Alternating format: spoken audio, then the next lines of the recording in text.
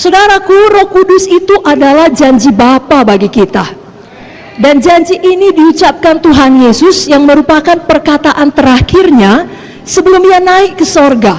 Kita tahu perkataan terakhir dari orang yang dekat dengan kita sebelum pergi meninggalkan kita itu merupakan perkataan yang penting. Bahkan bisa jadi yang sangat penting, paling penting.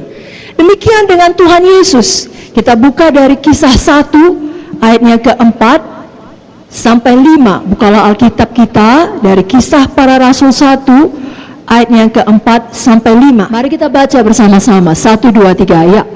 Pada suatu hari ketika Ia makan bersama-sama dengan mereka, Ia melarang mereka meninggalkan Yerusalem dan menyuruh mereka tinggal di situ menantikan janji Bapa.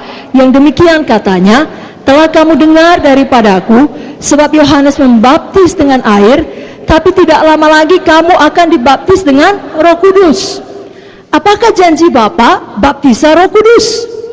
Dan ini diteguhkan lagi dalam Kisah 2 ayat 38 sampai 39 melalui perkataan Petrus. Kisah 2 ayat 38 sampai 39. Mari kita baca bersama-sama. 1, 2, 3 ya. Jawab Petrus kepada mereka, bertobatlah dan hendaklah kamu masing-masing memberi dirimu dibaptis dalam nama Yesus Kristus untuk pengampunan dosamu, maka kamu akan menerima karunia Roh Kudus. Sebab bagi kamulah janji itu, dan bagi anak-anakmu, dan bagi orang yang masih jauh, yaitu sebanyak yang akan dipanggil oleh Tuhan Allah kita.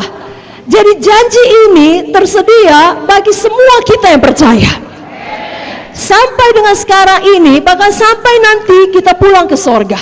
Sebabnya, biar semuanya kita, bukan hanya kita yang berkumpul di sini, PSEK PKS, tapi semua jiwa baru di dalam kelompok sel kita, semua jiwa baru dalam sektor kita, kita pastikan menerima janji Tuhan ini.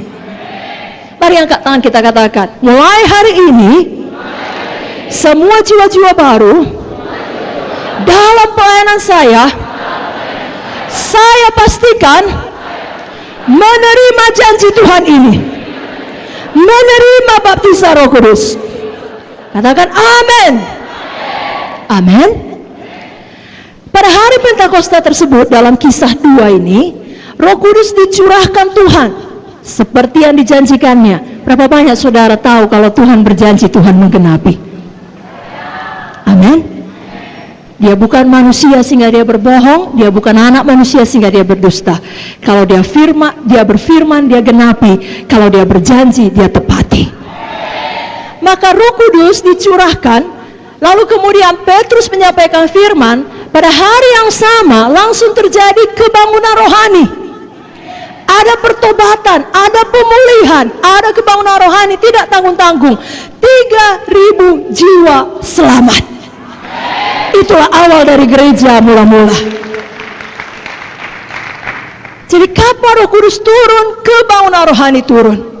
Pada malam ini kita tidak sekedar memperingati hari Pentakosta, oh makanya firman Tuhannya harus firman Tuhan Roh Kudus, tidak.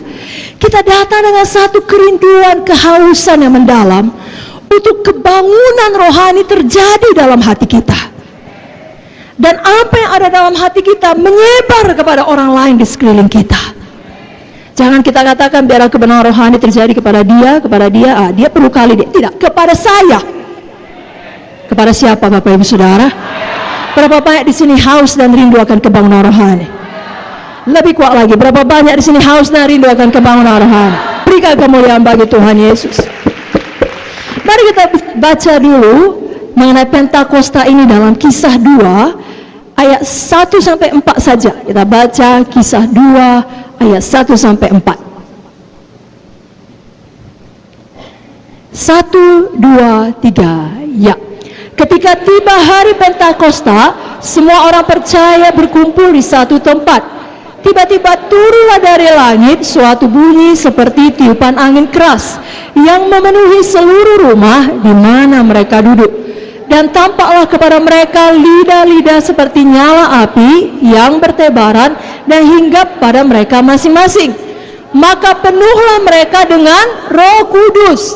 Lalu mereka mulai berkata-kata dalam bahasa-bahasa lain seperti yang diberikan oleh Roh itu kepada mereka untuk mengatakannya. Katakan haleluya. Jadilah ini bagi kita, dan jadilah bagi semua jiwa baru di dalam pelayanan kita. Semuanya kita, masing-masing kita penuh dengan Roh Kudus, dan tidak berhenti di situ. Sama seperti murid-murid Tuhan ini, sama seperti rasul-rasul ini, hidup mereka berubah. Lalu mereka mengadakan kebangunan rohani. Itu sebabnya dalam malam ini kita diingatkan, hidup kita terus berubah menjadi hidup yang menang, menjadi hidup yang berkuasa di akhir zaman ini, menjelang kedatangan Yesus kedua kali. Kita tidak bisa sebelah mata hidup seakan-akan kita hidup selamanya. Tidak. Suatu saat kita semua akan mati. Suatu saat kalau kita belum mati, Yesus akan datang kedua kali.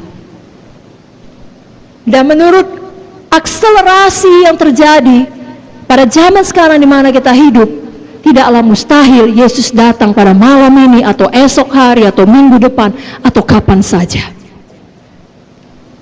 Itu sebabnya di tengah-tengah dunia yang begitu jahat, begitu gelap, kejahatan merajalela, kita perlu menjadi terang, kita perlu menjadi garam, dan tidak ada jalan, tidak mungkin kita mampu melakukannya sambil kita berjuang untuk nafkah kita, untuk hidup kita dengan kekuatan sendiri. Tidak mungkin.